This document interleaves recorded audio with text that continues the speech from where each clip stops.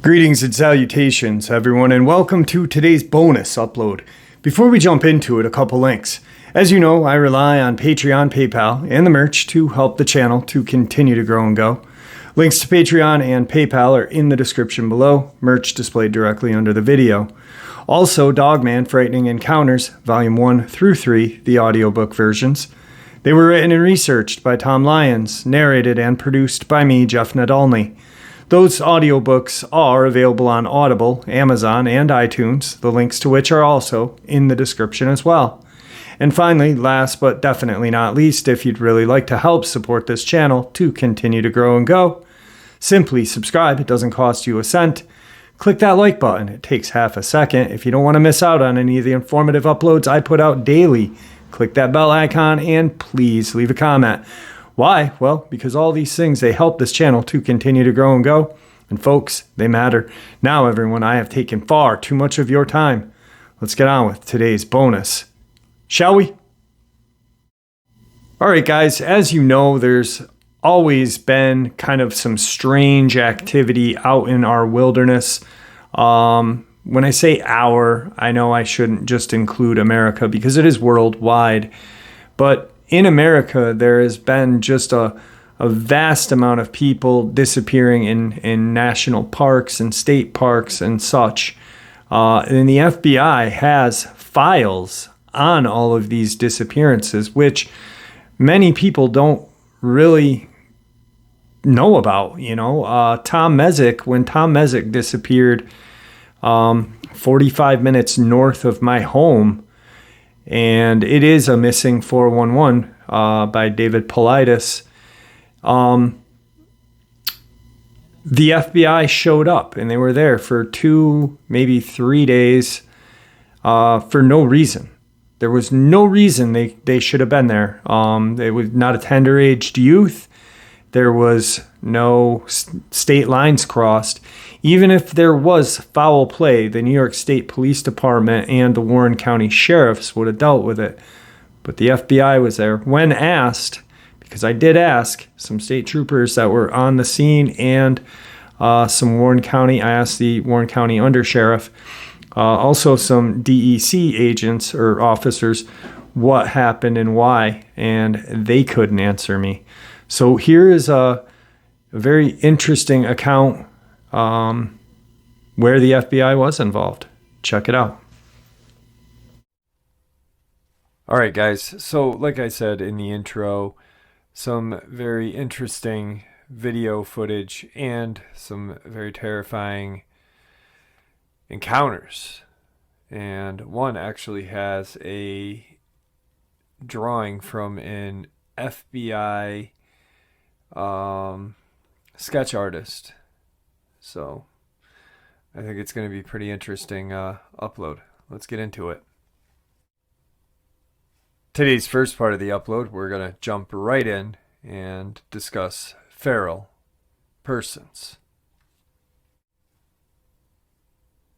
I'm on the North Carolina side of the Great Smoky Mountains.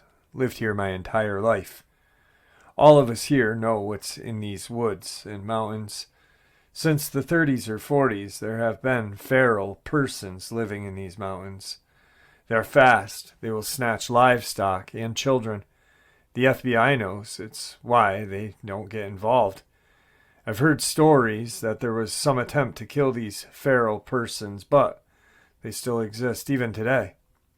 And I'm not talking about some end of days extremist who took to the woods. I mean feral, completely wild, their own language, living underground.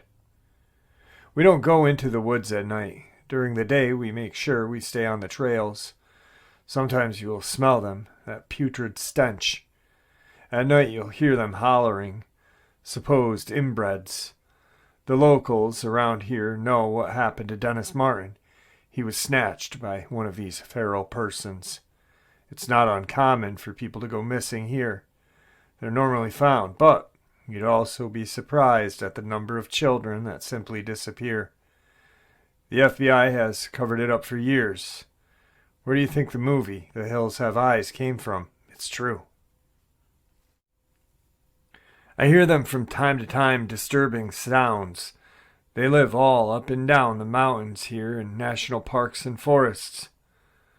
The stories we all heard growing up about these feral persons were told to us due to the fact that so many people would go missing in the mountains. Of course, it was a way for our parents to scare us so we would not wander off too far from them or venture into the woods alone. And Dennis Martin was used as an example. My grandfather recalls the newspapers blowing the story up in 1969, I believe.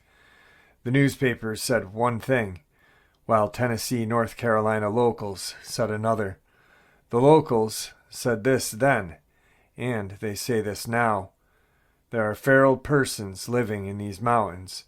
The government does know they are here, and they have made attempts to kill them off, but they have not been able to kill them all off. Yet the population now is thought to be minimal. One of these feral persons abducted Dennis Martin and ate him. This particular feral was spotted by the family in the woods, who were in the same vicinity, and stated they saw a feral trying to hide from them behind a brush, and was hanging a small child from his back like a backpack. The feral was described as being very hairy and tall, wearing a very worn, dirty shirt. The military came and stayed for a week in these mountains, killing a handful of feral persons, including one who abducted Dennis. Dennis's bones were found by the military, but this was hidden from the family in papers. One of the agents that worked on this and was ordered into the woods to kill the feral persons ended up committing suicide some years later, not being able to cope with what he had seen in those mountains, and after other assignments into similar incidents. My grandfather claimed to have seen 2 of them in his life. He told me that his first experience was when he was a child, years before the Martin case, when he and his dad were on the trail in the woods on the Tennessee-North Carolina line, when they both approached a dead-end area that bordered a heavy tree line. Just inside that tree line, they saw a wild hillbilly leaning over a deer eating its insides. Wild hillbilly is what my grandfather said the locals used to call them long before any media named them anything else. The wild hillbilly was manlike, long hair, and was very oily and dirty. The body hair was excessive. The man was bloody, having obviously just killed this deer. My grandfather said that his dad would later say that the hillbilly had a string of deer guts in his deformed hand. My grandfather has always mentioned the smell of pure garbage and vomit. They both stopped and walked backwards until they were out of the hillbilly's sight, but said the hillbilly was obviously startled and screamed as if saying, "Stay the F back, this is my deer." The hillbilly was dragging the deer back further into the tree line as my grandfather and his dad backed away. The second sighting is when my grandfather was hunting in 1997, and he and his buddy saw a female. They said they were taken back at the obvious sign of breasts, but this one looked more Bigfoot-like. She was running and then suddenly jumped into some hole in the ground and disappeared. They did not go and look into it. This is where the underground cave systems come into play. Inside of the mountains and in the caves is where the wild men, Bigfoot creatures are at, and it's why they cannot be found. It's worldwide. Governments know about them. They don't get involved with these creatures unless there is disappearances, and they have to go in and kill, as they did with Dennis Martin. Our governments admitting to these creatures and UFOs would break down our religious systems. Dealing with the public about these creatures is something that has to be avoided for years at all costs. Our caves and mountains cannot be controlled. The underground cave systems are massive, and what's in them is beyond basic comprehension. The feral persons are cannibalistic. They are inbred. They will often snatch children and eat them. Some are raised to reproduce. The geriatric population and the disabled are easy targets for food because it's not expected they will fight back. They also have trapdoors in the woods and doors in the mountains. They will often steal clothing, dig in the trash, take pets and farm animals. Though I personally have never seen a feral person, I do see evidence of them and smell them as well. I have lots of experience with other things I've seen in these mountains, more demonic, but so far I have yet to see a feral person. I believe, though, only because of the other things I've experienced out here throughout my life. I also believe that these missing persons cases will not be solved. Kids, hunters, tourists, all missing in a blink of an eye. Everyone always expects reasonable explanations for things because we are so primitive still. Our eyes are just not open to what's really out there. I don't believe much of the population could mentally handle or cope with it if they did know the truth.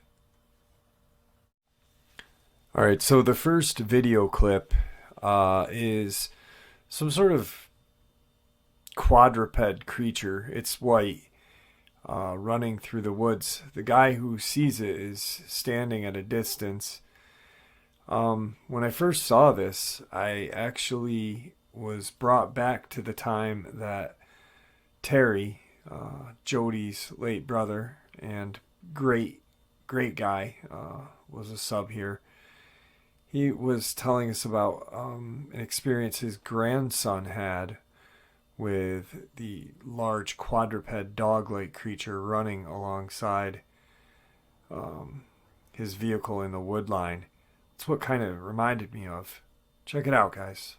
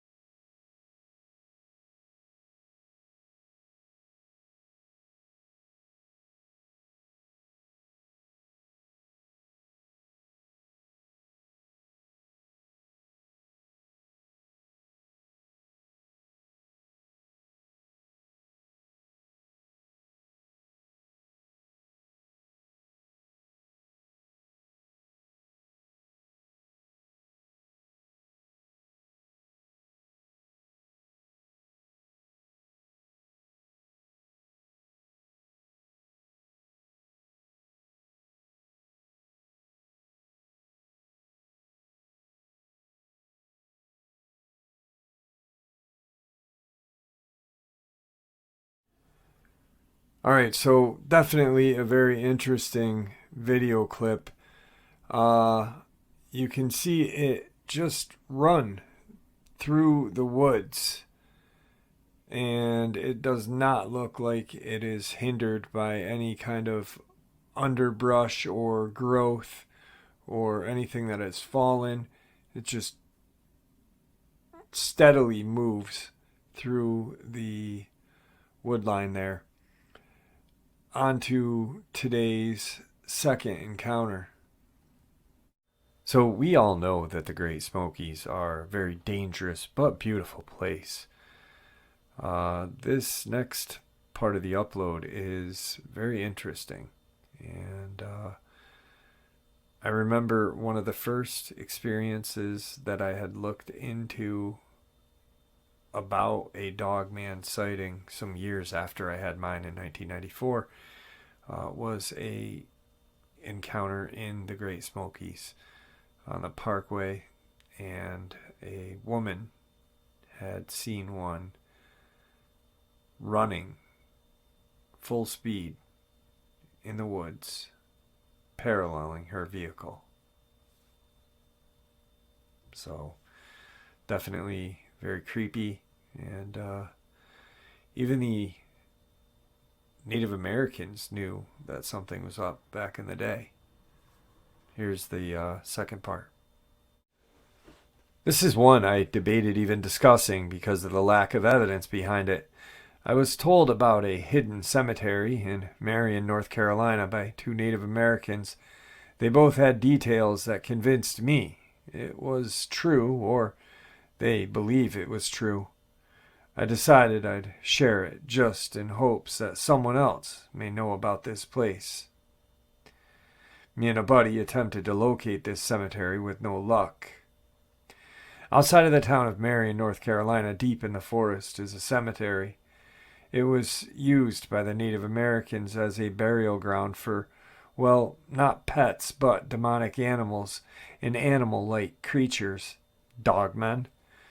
The story goes that the Native Americans were very aware of the evil that resided in the mountains and woods, and they often had to protect their tribe from animal-like creatures that lived in caves, hid in the trees, and possessed such an evil that just the sight of them alone would cause you to stop breathing. If you were a weak warrior, woman and child were warned of where not to venture. Many natives had perished from these creatures, who often changed appearances, but were always more animal-like. If you laid eyes on one of these creatures, it would immediately snatch your soul from your body. You would instantly stop breathing and would pass. Your soul now is in possession of the creature. The toughest warriors of the tribe for ages battled the creatures. A child would be used as bait. She would be blindfolded so that she could not look at the creature and would be left alone in the woods crying. This would lure the creature into the child. As the creature came near, the warriors who were hidden swarmed the creature, killed it, all while trying to avoid looking at it. For over 400 years, these creatures were supposedly buried in one spot, the cemetery that is outside of Marion. In 1930 was the last time a creature had been buried at that site by the great-grandfather of one of the Native Americans I had met, passed down through the family. It's said that this cemetery is blessed grounds and the bodies of these creatures are safe from returning, as long as they remain in the dirt of those grounds. The grounds are 3 acres of land that is supposed to house bodies of these creatures.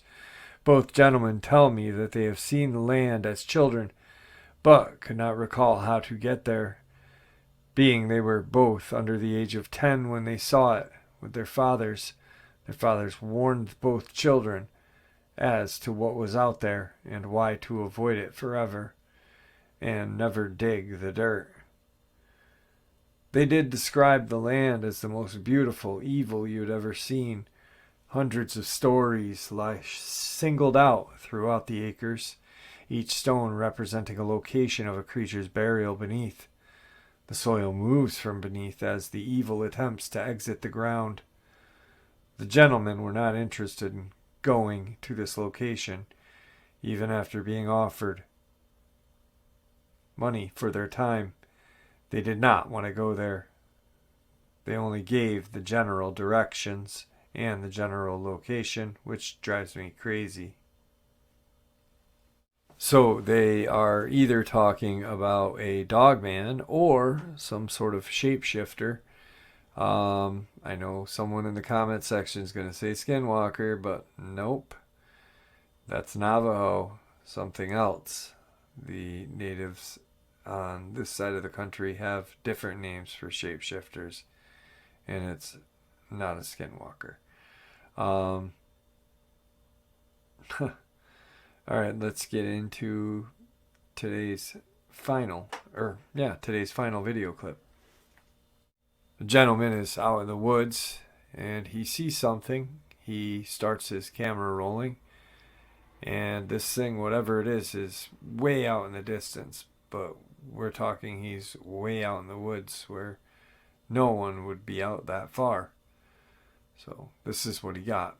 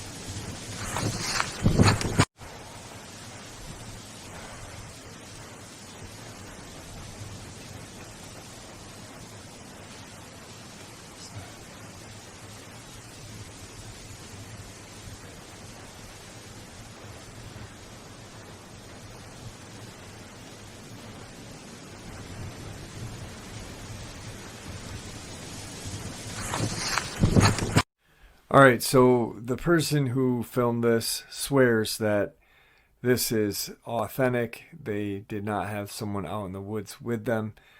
This could be a Bigfoot, a Dogman, or a feral person. Who knows? Um, I wish he had zoomed in on it, but you don't get everything you want, right?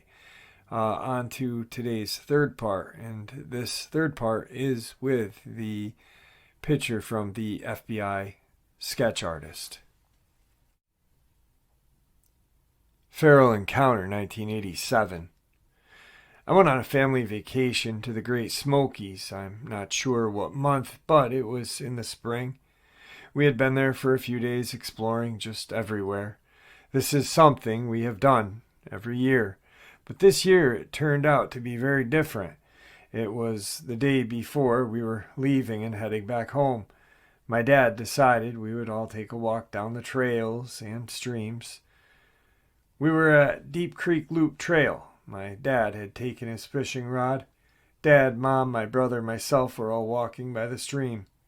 My brother and I kind of walked away from the stream a little ways off the trail and into the woods. I'm not sure how far we were from our parents. I do know I couldn't see them anymore. I don't remember if my brother or myself saw it first. From a side view, my first thought was an animal because of its movement through the trees. So, being very quiet, we stepped to the side of the tree and hid, and to be able to watch it.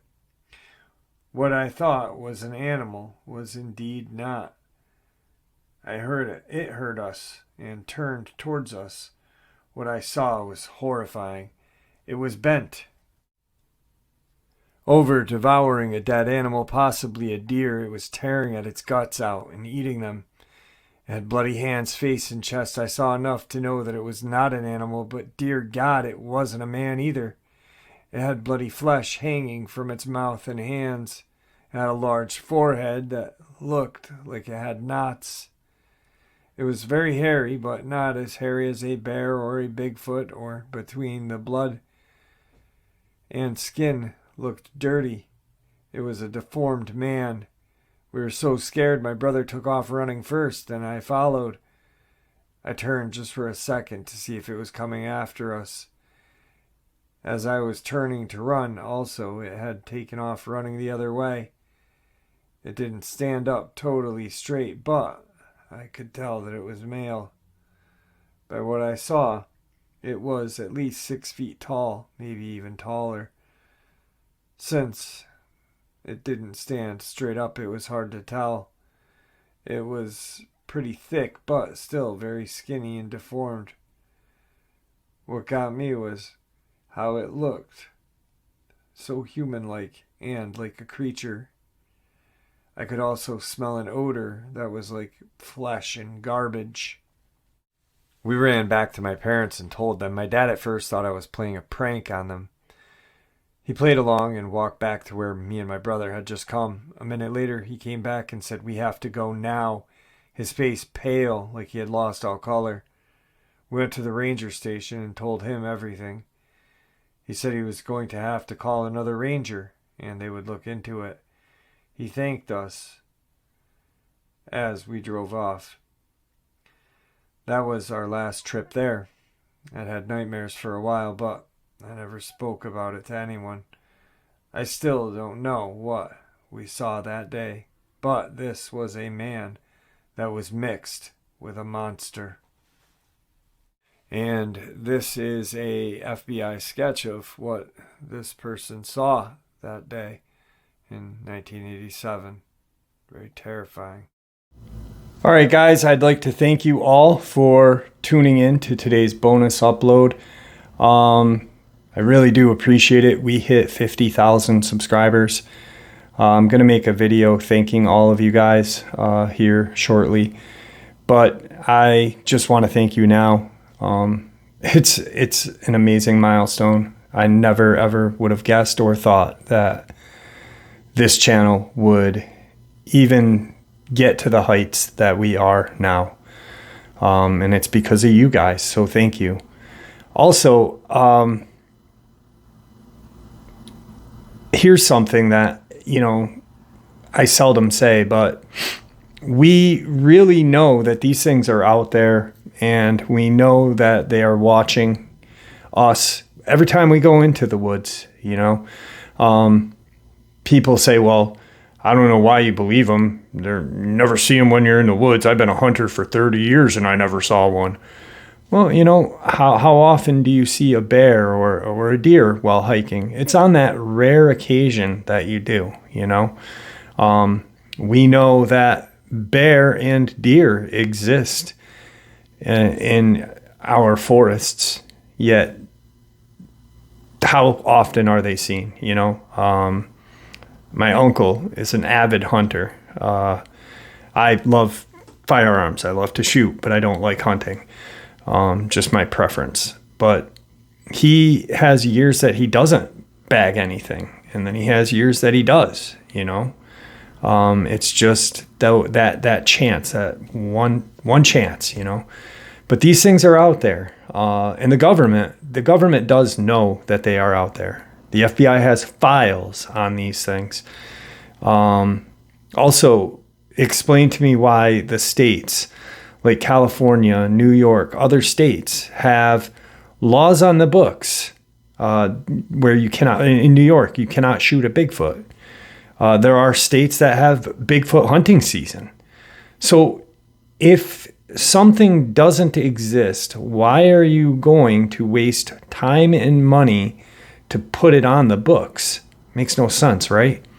Anyway, with that, guys, please stay safe, happy, healthy, and ever vigilant, because we know they're out there. God bless you all.